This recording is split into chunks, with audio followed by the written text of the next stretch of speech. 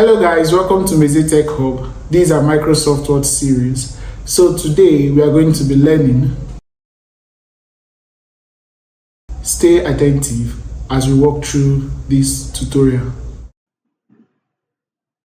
The Layout tab in Microsoft Word is very important for controlling the structure and arrangement of elements on your document pages. Now on this Layout tab, we have three groups: the Page Setup group, the Paragraph group, and the Arrange group. Now let us discuss on each of the commands. We have the margin command here, and the margin is used to set the amount of white space around the edges of your page. So it is used to set the amount of white spaces before a text or an object is put on your working document. That is what the margin command does. So when you click it, you see different types of margin that you can use. The next one is the orientation. It switches between portrait and landscape. The portrait is the vertical view of your document, and then the landscape is the horizontal view. So if you click on portrait, our work is already on portrait. If we click on landscape, we see that it gives another dimension, or it gives the page another dimension. Then we have the size. The size is used to choose the paper size for your document. We have different paper size that you want to use, but if you are asking what is A4, A4 is that particular type of paper that when you go to a cyber cafe to print, they'll use it to print your work. So always try to set your size to A4 unless you have a specific size to use. The next one is the columns command. It is used to divide our text into multiple columns. It's usually used for newsletters or brochure. So if I click, it's already on column, that is on one column. If I put it on two columns, you find out that there is another margin given here on our ruler.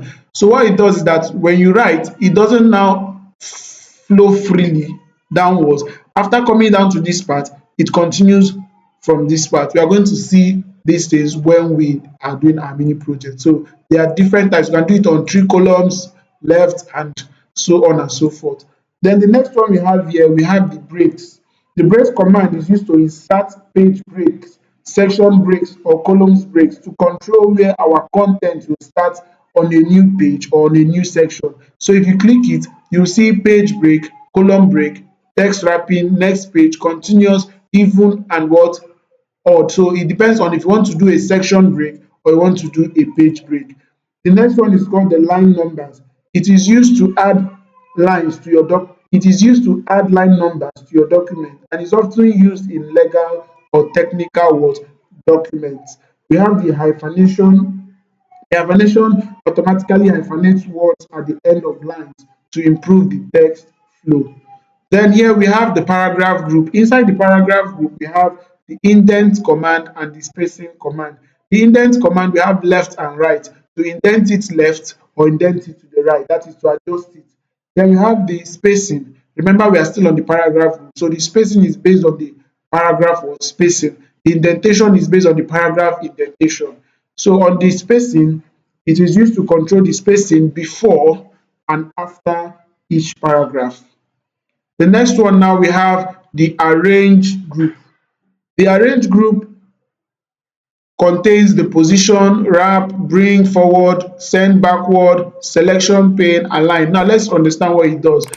First of all, it is used for objects. So let me insert an object. So let me insert this object and then go back to my layout.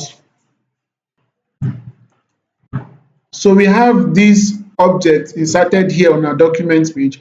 Now you see that these commands have become active. If I click out of this object, they become inactive. If I click on the object, it becomes active. So this position is used now to place objects in a specific location on the page. So I can position it here, position it here, position it. As you can see, it is moving. It is giving it a direct positioning. Now we have the wrap text. It is used to control how text flows around objects. So if we have text here and we have this object, we use it to determine how we want the object or the text to flow around the object. Now we have bring forward. What it does is that it changes the layering order of objects. Either is used to bring something forward, an object forward, or it is used to bring it what backward, send it backward.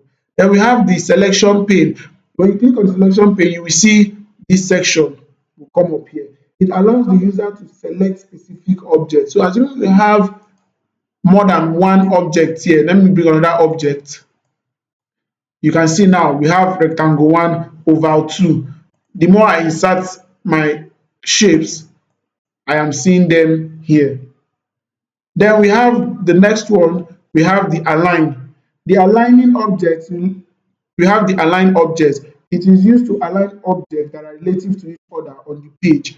Just as we have it here, we also have it here. So it is used to align left, align right, align top, wherever you want to align it to. Then we have the group. How does the group work? If I hold my shift key and also click on this one, for instance, I click on this one first, hold my shift key and click on this one, you see that the group button or the group command is now active. So it is used to join two objects together. They're no longer going to be two but one. So if I click it group now, you see that if I want to, you see that I'm moving them, they're no longer two. So you can see now I'm moving them together. One cannot move without the other. They are now what? Grouped. Then finally we have the rotate, like it entails, to flip it to another side. So you can rotate it 90-degree, right or left. You can flip vertical, you can flip horizontal. So that's the explanation for our layout tab. Thank you for watching today's video. Make sure you apply what you've learned and also try to share it to others. Drop a comment and don't forget to subscribe. Thank you.